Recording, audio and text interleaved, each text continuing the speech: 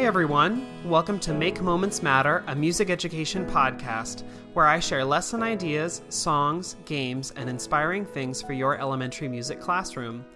My name is David Rao, and I am the music teacher who blogs at makemomentsmatter.org. This episode of the podcast is a replay containing the audio version of a Musical Mondays live video. If you're not familiar with Musical Mondays, every Monday night at 8 p.m. Eastern Time, I go live on Facebook and Instagram to share about the lessons that I'm using in class with my students. I give a recap of my kindergarten through 5th grade lessons, and then do a deep dive about one grade level and share the books, instruments, songs, and process that I use to teach the lesson to kids. This podcast episode contains all the audio from the Musical Mondays video, but if you'd like to see a replay of the video itself, you can find a link to the archived video on YouTube when you click the link in the notes for this episode. Thanks so much for tuning in. Here's the show. Hey everyone, my name is David Rao, and I'm the music teacher who blogs at makemomentsmatter.org. You can also find my ideas on Facebook, on Pinterest, on Twitter. I guess it's called X now. You can find it on TikTok and a variety of other places when you search for my name, David Rao, or Make Moments Matter. Tonight I'm going to do another Use It and Lose It video, something that you should do and something that you should think about not doing anymore, or think about how you might change your practice to help your general happiness and well-being. And I'm going to get to that in just a second. If you hear me talk about a book or a resource or something that you are interested in, I have a whole page dedicated to those links and ideas on my blog, makemomentsmatter.org. You can either navigate yourself there, or wherever you're watching or listening to this, probably there's a link at the bottom of the caption where you can just go straight to that. Otherwise, send me a message. I'll help you find whatever I'm talking about. Okay, I think that's most of the housekeeping stuff. Let's get started. So, talking about what you should use and what you should lose. So, today my lose it, like what you should lose, what you should stop doing, is sort of up to you and up to you as far as how much you do this. But I would say stop saying yes, or instead of stop saying yes, feel free to say no. And what do I mean by that? I mean exactly that. I feel like as teachers in general, we get overloaded with too many things. There are all the things that we're required to do for our job, for our contractual employment, right? All the things that you are required as a teacher to do. And I have worked in both union states and non-union states. Currently, I'm in a union state where at a certain point, I can say like, bye, see ya, I'm done. I've met my contract obligations and I'm going home. And I've also worked in non-union states where the principal says, okay, I have like 3 more things I want to talk about. And you're like, it's past duty hours, but they can keep me, I guess. Anyway, I've been in many situations, and it is very frustrating when people try and ask you to do more things than what you're comfortable doing, or you know, try and overload more things. And I just want to say today, it is okay to say no. And because you know how much you can handle, you know how much you can do. I will say, when I was a young teacher, I said yes to a lot of things. And I don't necessarily think that's bad, because you get good experience, you try new stuff, you figure out what you like, what you don't like, what you can handle, what you can't handle.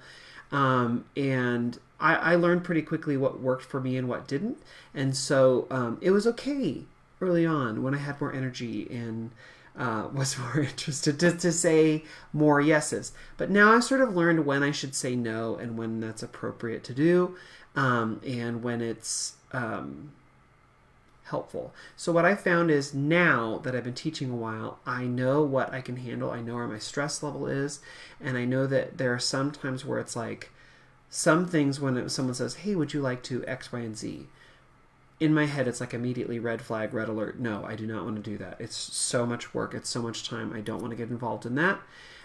Sometimes it's things that seem to be good or helpful, but still in my head, I'm like, I don't know. So let me give you a couple examples of that.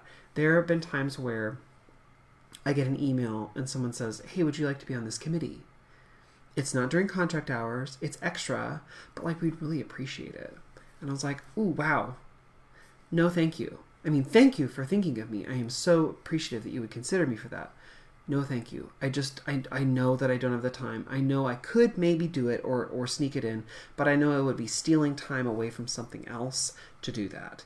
And I already know how many things I do in a day, and it's a lot of things. I have a concert this week. I just got back from a trip. I mean, like, there are all these things that I know, like, ooh, I'm already busy. Adding on more stuff sometimes is just more stuff. So if it's something where you're like, I don't really know, it's okay to say no. Maybe later you go, hey, I actually do have more time. I'd be happy to help if you have time for help. And so then it's okay to say yes then, but it's okay to say no. Here's another example. I got an email that said, hey, we have insert whatever event you want to have. We're opening a new donut shop. We're doing a special Race for the Cure thing. We have a new assembly or whatever. Anything in the community, outside the community, in your school, outside your school, where they say, would your choir like to sing? And my answer, as of late, has been, thank you so much for considering us. No, thank you. Not because I don't think it would be great for the kids or because whatever, but like, I just know, like, I only have so much time to prepare them for the concert. I know we have the choral festival coming up. I know how much time I already put into this, and it's a lot.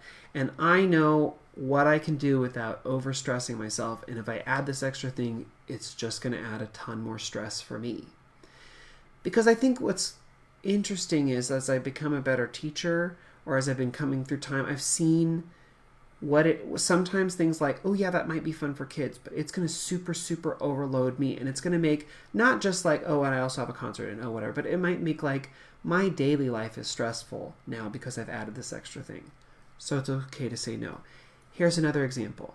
And here's an example that I'm saying because I am someone who grew up not enjoying conflict. And now I avoid conflict whenever I can avoid it. And I do not like confrontation. So when I got this email, well, I'll tell you what happened. This year, I got an email saying, hey, my name is so-and-so, and I teach at the high school that your school feeds into. And we do this program called, Students in the Classroom for learning purpose. I don't remember what it's exactly called.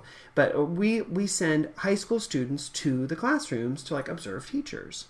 And if you're interested, sign up. And then I found out, I realized that one, this email is directed to classroom teachers. And I was about to hit delete when I saw the little thing that said, and specials teachers, since they'll be going to the 4th grade homerooms or the 5th grade homerooms or whatever time they come, they might end up in your classroom. If you don't want that, just let me know. But they'll just come along with the class. And so I was like, I must respond. Deep, doop. Got on my computer. I was like, thank you so much. This seems like such an interesting program. Hooray for teaching kids about education life and getting them interested in a career in education. I would prefer not to have a student come to my classroom. Thank you so much. And you might be like, wait, why? Why do you... And actually, that's the email I got back from the high school teacher. She's like, okay, we won't send, but just wondering why. I've just learned over the years that when another person is in my room, it just adds a layer of stress. I don't know why. It's just the way that I work. And I know that like it's different for different situations. If it is my student teacher, that's different. If it's another music teacher who's visiting my classroom, that's different. If it's my administrator, that feels different. If it's like a parent who wants to sit in and watch and be with their kid that day, that feels different. If, for some reason, the superintendent and your U.S. senator randomly shows up in your room, because that's happened to me, that feels very different. I mean, so like, I just know like when people show up in my room, it changes my stress level. And I've known over the years that I would rather not have a revolving door of people coming through my classroom. That's just my personal preference. And even though this might be for someone who is like vaguely interested in education perhaps at one point, because again, it's like a high school sophomore or something who like has in their careers class been like, yeah, teacher, I don't know. But like they sort of want to come. It just, for me, it doesn't, it just adds more stress. Also in my head, I know like, oh wait, if this were a music education student from the local college who has put in the work and put in the effort and really wants to come to like gain lessons and ask me questions and all of that, that feels different. And it it changes the level of stress. But if this is a kid who's just going to be like with a fourth grade class and just randomly like sit in the room. They don't talk to me. They don't ask me questions. I just know like for myself. And so I was like, I responded back and was like, here are the reasons. And also like I have a student teacher. And since we don't know when this kid is coming, I would hate for my student teacher to be like vulnerable, trying something for the first time. And then here's this other extra person. So I just know for me and for myself and for my class, I just didn't need that. And guess what? I had a couple more emails with that person, and it did not become confrontational, but it just was like, you can keep saying no. It's okay.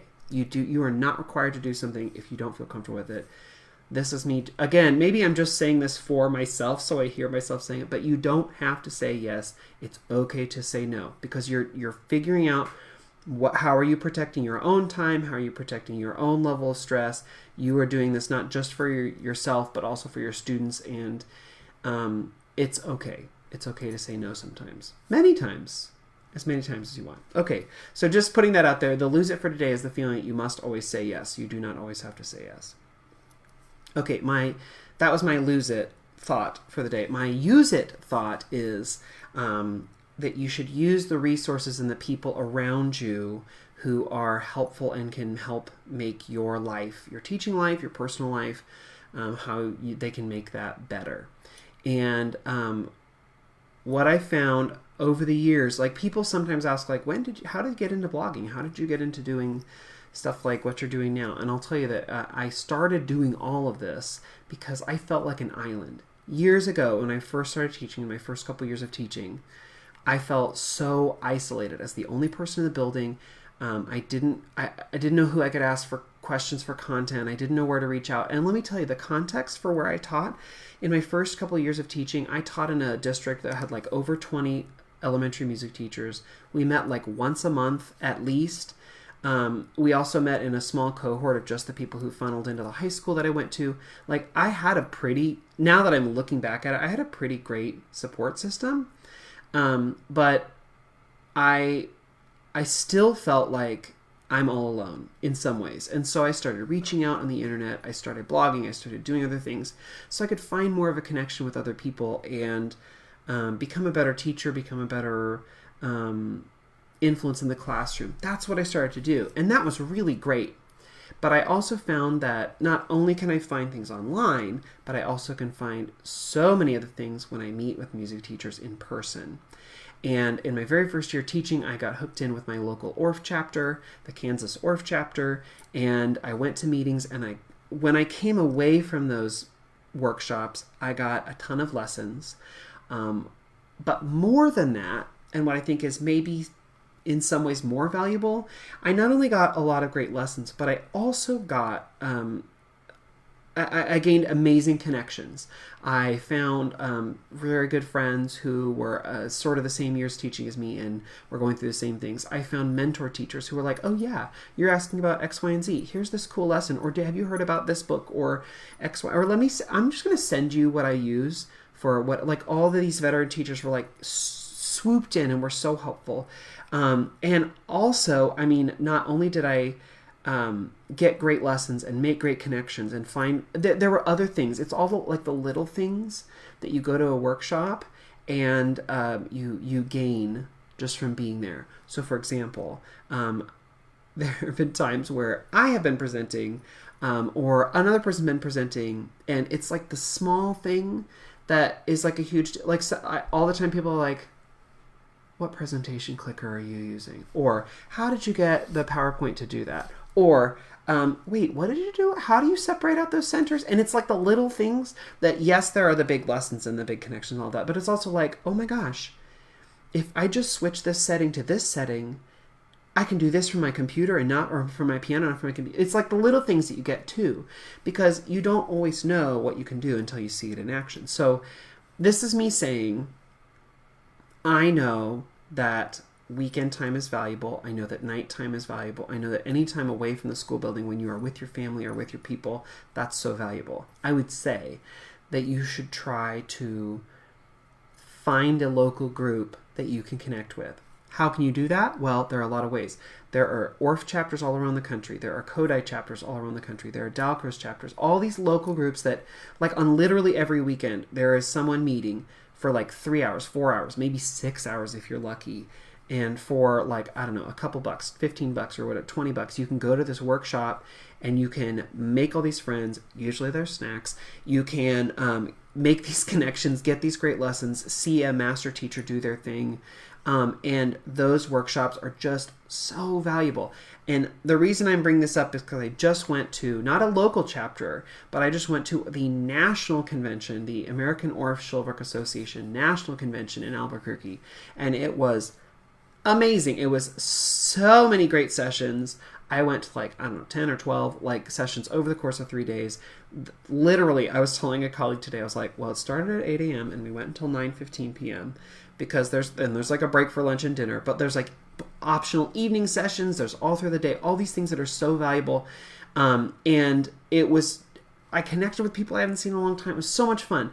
And not only that, but then you find extra things along the way. Now, I'm not going to share any lesson plans that someone shared in one of their workshops because that's their work and you should go see them. And so put on your calendars next year, the American Orff Shulverk Association National Convention is in Des Moines, Iowa. Put it on your calendar like the second full week of November. It's going to be amazing. Well, the Wednesday, Thursday, Friday of the second week. Anyway, so put that on your calendar. Or if you're like, but I want to do this year, the Association of American Kodai Educators, OAKE, they are meeting in Chicago, and that's in the spring. There are other great workshops you can go to. You should plan on it. So I'm not going to share one of the lessons I saw in a workshop, but one of the other things, as I was walking around, meeting people, saying hi, I went through the exhibit floor, right, where like all the booths were, and I went to West Music, and I went to Music is Elementary, and I got to actually shop at Musically Minted. If you've never seen Musically Minted, you should look them up on Instagram. That's the store, maybe also on Facebook. I'm not sure. Or look up the online webpage. There are so many cute and wonderful like tumblers and lanyards and notepads and all sorts of anyway, you should check it out. That was another booth I got to go and see in person. But what I found and was excited about was I strolled through the Sweet Pipes booth. And Sweet Pipes is a store that sells online and also at workshops and booths and stuff. I think it's sweetpipes.com, but they have books, they have teacher resources, they have recorders. That was for a long time the bulk of what they did, but now they do so much more. They do recorders, they do movement props, like tons of stuff. And I was like sifting through their books because I like books, and I found a book that I was like, man, I have always like seen this online, but I've like never gotten it from the library. I like should look at it. And within like 2 minutes, I was like, okay, I need to buy this. And I could have, again, said, I'm going to go home and take this, and I'm going to buy it from Amazon. Except no, I would rather buy it from Sweet Pipes because they serve our community and they help our community, and I want them to have my business. Amazon will not miss this purchase from me. They will not miss it. They are doing just fine. But Sweet Pipes, I wanted to support. So anyway, I'm going to show you the book, and I'm going to tell you about how I'm going to use it. I haven't used it yet because I got it last weekend, and I'm still deciding what I want to do. But I want to show you the book. So it's this book called Paletero Man, and this is by Lucky Diaz and Micah Player. And I've always been like, wow, it's fun. It's about food. So many of my lessons are about food. It's fun. It's about food, and it's colorful, and I'm excited. So let me just read you a couple pages and then tell you what I'm planning on doing with it, and then you can tell me, oh no, here's this other thing I do, and yada yada yada, and then we can like learn together. Anyway, in the hottest month on the hottest day in the city of dreamers, California, LA, I grab my dinero and make my way to find my friend Paletero Jose, pushing his cart full of cool treats. Bailando he dances to mariachi beats. He has dozens of flavors. I can already taste. Will he have my favorite? There's not a second to waste. Okay, already I love this because it's colorful, it's fun, it's talking about paletas, which are like ice pops. And my kids, I know they're going to be like, I'm excited about the flavor. Okay, there's Tio Ernesto. He asks, tamale today? No gracias, tio. Where's Paletero Jose? Can you hear his call? Or sorry, ring, ring, ring. Can you hear his call? Paletas for one, paletas for all. Now what you don't maybe notice is as this kid is running away, the money is slipping out of his pocket. This will come back later on in the story. Un aroma is calling. Caught in the breeze. It's a barbecue smell coming from Miss Lee's. Hola, querido. Would you like a sample today? No gracias, señorita. Where's Paletero Jose? Again, money all over. He's losing the money. Ring, ring, ring. Can you hear his call? Paletas for one, paletas for all. The only way to beat this heat is with an icy cold paleta treat. There's my friend from the bike shop. Lo siento, Frank. There's no time to stop. Ring, ring, ring. Can you hear his call? Paletas for one, paletas for all. Will he have all the flavors, the colors I love? Horchata, canela, the kind I dream of. Chocolate, elote, sandía o fresa. Arroz con leche, miel o cereza. Ring, ring, ring. Can you hear his call? Paletas for one, paletas for all. Here he is, Paletero Jose. Finally, I'll get cool on this very hot day. And he's saying, Oye, niños, what will it be? He has all my favorites. Can it be true? Chocolate, chocolate, vanilla, melon too. Sorry, I'm trying to read it as if it's English. But today, I'd like piña. Do you have that sabor? He smiles a big smile. Claro, para ti, el mejor. I reach into my pocket to pay for my paleta. Mi dinero, mi money. Está perdido, it's missing, it's lost. ¿A dónde se ha ido? Se ha ido. What will I do? What can I say? How can I buy my paleta today? Because it's all fallen out of his pocket because he was not paying attention. It all fell out. And just at that moment, what do I see? My neighborhood friends, Tio, Frank, and Miss Lee. We called out your name when we saw your coins drop, but you must have not heard us because you didn't stop. Muchas gracias, amigos. What would I have done? I guess I dropped my money when I was on the run. Kindness for all, shouts Paletero Jose. I have a surprise that will brighten your day. Oye, amigos, paletas on me. Because of your kindness, the paletas are free. Whether it's stormy or whether it's sunny, whether or not you have any money, I'll always help out an amigo in need. Yo te prometo, an amigo indeed. In the hottest month on the hottest day, we have fun in the sun with Paletero Jose.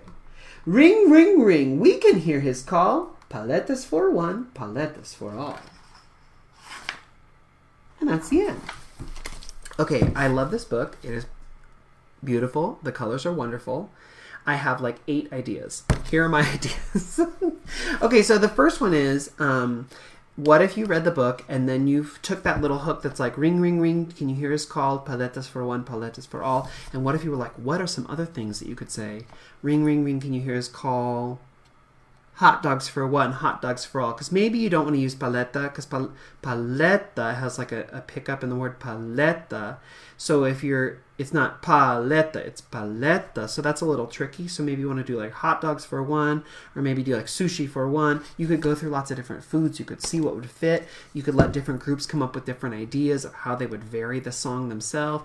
You could add body percussion. So you go like, ring, ring, ring, can you hear his call? Paletas for one, paletas for all. Or you could do like hot dogs for one, hot dogs for all. You could add body percussion. There are so many things you could do with the food part there. Actually, the other thing I want to share is that there is a song that goes along with it. So if you look at the book, it says, listen to the live song at, and it tells you, and let me see if I can show you. I might be able to do this if my technology wants to work. Okay, let me try and flip Insta around. Okay, Insta, I don't know if you can see this. Sorry, let me try and move this back. So this is the HarperCollins website. And on the HarperCollins website, like, okay, so it shows the book and where you can buy it and all that stuff. Amazon, Barnes & Noble, Books A Million, Bookshop, Target, Walmart, and also Sweet Pipes, the music store online. There's this cool little video. Let me see if I can play just a smidge of this.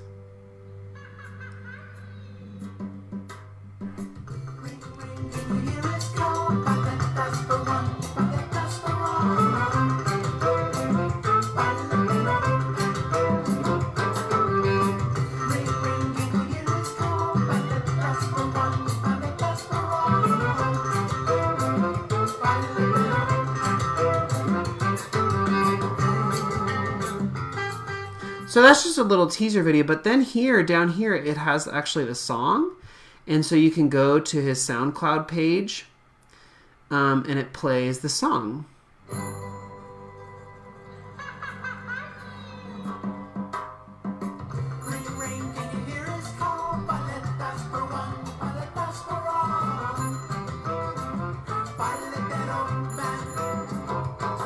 So it's got like a 3-minute song.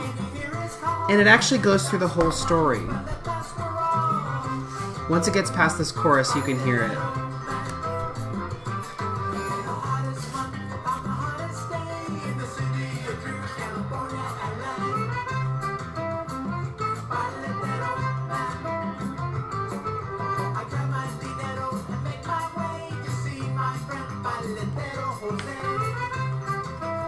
So it's just a cute little song, and let me turn this back around. It's a cute little song. You could absolutely play that if you wanted, and you could, you could have kids listen. You could show the videos again. Like I said, you could change out paletas for something else. Let's see if I can find the one other thing. If you wanted this to be an older grade thing, I have this game. I was like immediately thinking like, how else could I do this? How else could I do this? Let me see if I can show this again. I have this game on TPT that I was like, oh my gosh, yes, this is perfect. If we wanted to do like reviewing treble clef. So this is like a game where here, let's just view the preview. So it's a little game where it's for centers, and so I already have these printed out. And what do kids do? So like each little word has a word that's written with treble clef letters.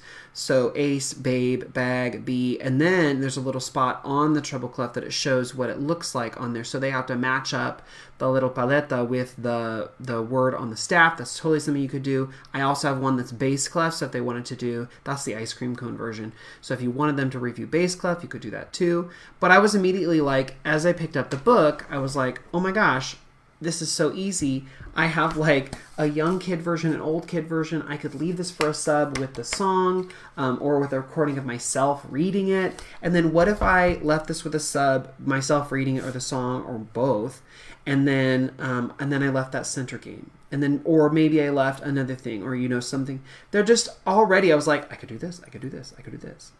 And I wouldn't have this book if I hadn't gone to National Conference and if I hadn't wandered around in like the few minutes between sessions, or if I hadn't, I guess been attracted by the amazing colors on the front too. But all of that because I was at conference, and not only did it's one of those times where not only did I get all the great lessons from the presenters, and not only did I get the connections with people, but I also got a really cool lesson because I was there and just the book was there, and I followed it to see where it could go. So anyway, this is me saying, and I know this sounds crazy because I just spent like 10 minutes talking about like you could say no. So you could say no to this, but like this is me saying I know that time is valuable. Reclaim that time by saying no to some things, and then spend one weekend a month where you spend 4 hours on a Saturday morning with your local ORF chapter, or ask your principal for that PD time and go to a national conference, or find the time to make those connections, because I know that time is so valuable, but I just know from personal experience and from so many experiences of people around me that it is worth taking the time to go and do those workshops and those conferences and to make those connections. Okay, well, I'm going to put Paletero Man and also the ice cream treat and other things on the links page in case you're interested in those. But I hope this gave you some ideas, and I hope this gave you some encouragement if you were like, I see, I'm getting overloaded with stuff. You can say no to things. It is okay. And they will happen or they won't. You don't have to be stressed out about like, but if I don't do it, or you don't have to be stressed out like, I don't want to make waves, or I don't have confrontation. It's okay to say no. You are allowed. So just feel like you're able to do that. But don't say no to going to your local workshops and things like that, because that's so, so valuable. Okay, well, I hope this gave you some ideas, and I will see you all next week for another Musical Mondays video. We're almost to Thanksgiving break. Just hold on for a few more days. I know we can make it. I literally, as I was getting ready to do this, I was like, oh my gosh, it's already November 6th. Time will fly. Just hold on. have some leftover candy corn, we will make it. Okay, I'll see y'all next week. Have a great night, everyone. Bye-bye.